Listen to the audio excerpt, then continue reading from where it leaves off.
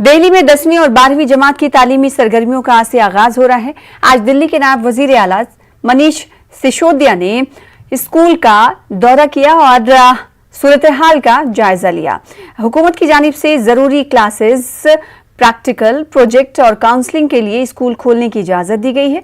CBSE board के इम्तहानात और practical के पेश नज़र आज से स्कूल खुल रहे हैं।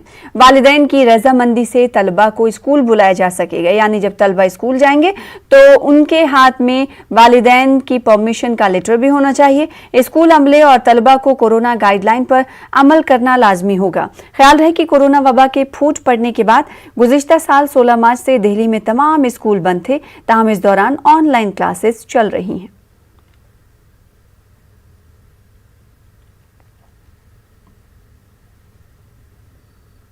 हम लोग जितने भी कोविड-19 से रिलेटेड प्रिकॉशनरी मेजर्स हैं सभी का पालन कर रहे हैं। बच्चे जब स्कूल में एंटर हुए हैं तो थर्मल स्कैनिंग से उनका टेम्परेचर चेक किया गया है।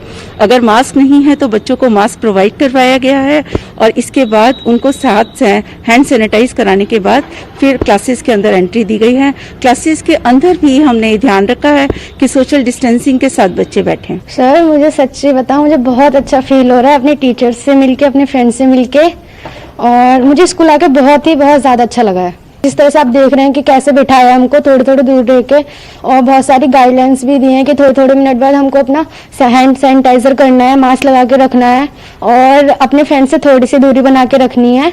और हम यहाँ से मैम से बहुत सारे जो हमने पढ़ा है इन ऑनलाइन क्लासेस में, और उनको डिस्कस करने आए हैं, प्रोजेक्ट को डिस्कस करने आए हैं यहाँ पे। बहुत अच्छा लगा। आते वक्त हमारे हैंड सैनिटाइजर किए गए गेट पे और हमारा टेम्परेचर चेक किए गया, और जिनके पास मार्क्स नहीं थे स्कूल से मार्क्स भी दिए गए उन्हें, ताकि वो मतलब कि इस बीमारी से बच सकें। हमें बहुत दिनों बाद स्कूल आने को मौका मिला है तो हमें बहुत खुशी हो रही है, और सारे टीचरों से मिलने का मौका मिला है, और सोशल डिस्टेंसिंग भी रखी जा रही है, मास्क भी लगा जा रहा है और सैनिटाइजर भी किया जा रहा है। मुझे तो बहुत अच्छा लगा जब हमारा वेलकम हुआ। ऐसा लगा कि हम कोई सेलिब्रिटीज हों और मैम ने हमें वेलकम किया, बहुत अच्छा लगा। और जो हम यहाँ पे आए हैं डिफिकल्टीज पूछने, प्रोजेक्ट वर्क का डिस्कशन करने और अच्छे से सैनिटाइजर वगैरह अपना पूरा ध्यान रखते हुए हम लोग आए हैं, और मैम भी हमारा बहुत ध्यान रखती है।